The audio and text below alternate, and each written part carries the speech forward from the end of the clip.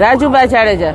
રાજુબા શું કહેશો? અત્યારે ખૂબ લોકો પરેશાન છે। અમારું કહેવાનું એટલું છે કે હાઉસિંગ બોર્ડ ની અંદર 700 મકાન છે, અંદર ડિલિવરી વાળા ઘર છે, કેન્સર વાળા છે। તમારી નજરની સામે આ બાઈ બેનની હાલત ખરાબ છે, તો તાત્કાલિક ધોરણ અત્યારે અમે 108 બોલાવી છે, તાત્કાલિક ધોરણ અમને લાઇટ પાણી આપો ને ન્યાય આપો। ખાસ કરીને કેટલા પરિવારો હેરાનગતિ થાય? અહીંયા 650 થી 700 પરિવાર છે। ટાઈમ આપો, અમને રિનોવેશન કરવાનો ટાઈમ આપો।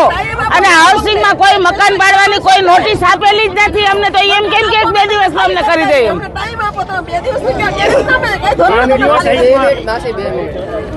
મારું નામ તરુણ શુક્લ છે। ગુજરાત હાઉસિંગ બોર્ડમાં છેલ્લા 40 વર્ષથી હું રહું છું, બરાબર। ઇન્ડિયન આર્મીની અંદર 10 વર્ષ મેં સર્વિસ કરેલી છે। મારા અન્ય કારણોસર સર્વિસ મારે છોડવી પડી, રેઝિગ્નેશન આપવું પડ્યું। 40 વર્ષથી હું અહીં રહું છું, બરાબર છે।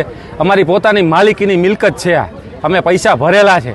હાઉસિંગ બોર્ડે 65,000 રૂપિયાના કોટર, જે આ 40 વર્ષ પહેલાં આની કિંમત આ લોકોએ 65,000 રાખી હતી, એના કેટલા વસૂલ કરેલા છે એ હાઉસિંગ બોર્ડ આગળ તમે તપાસ કરો, બરાબર છે। અમે કોઈ ઝૂંપડપટ્ટીમાં કે કબજો કરીને કે એવી રીતે કોઈ રહેતા નથી। 3,000 થી 3,500 પબ્લિક છે, બરાબર છે।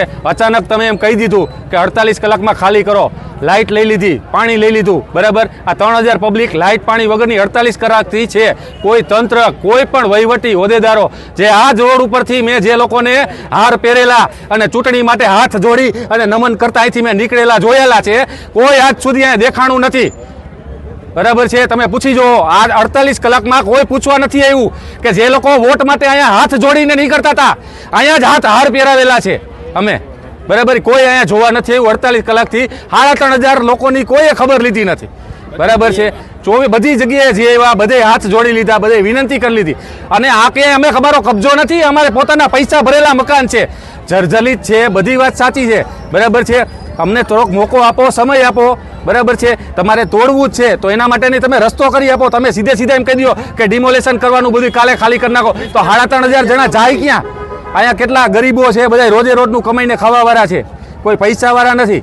અને તમે ઝૂંપડપટ્ટી જ્યાં પાડો, દબાણ પાડો, સરકાર જ્યાં દબાણ હટાવે છે એ લોકોને એ મકાન આપે છે, ભાડા આપે છે, અમે જોયેલું છે, બરાબર છે। તો અહીંયા કાંઈ નહીં, સીધે 48 કલાકમાં તમે બોરિયા બિસ્તરા વીટી નીકળી જાઓ।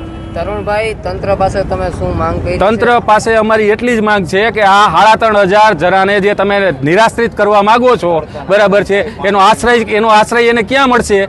જાય ક્યાં? 3,500 જણા ક્યાં જશે? કોઈ ભાડું ભરવાની પોઝિશનમાં નથી, બરાબર। રોજના 200-300 રૂપિયા કમાઈને એનું ઘર હલાવતો હોય, એ માણસ 48 કલાકની અંદર એ ક્યાં વયો જાય? ક્યાં જાય? સરકારને સમજવું જોઈએ। 48 કલાક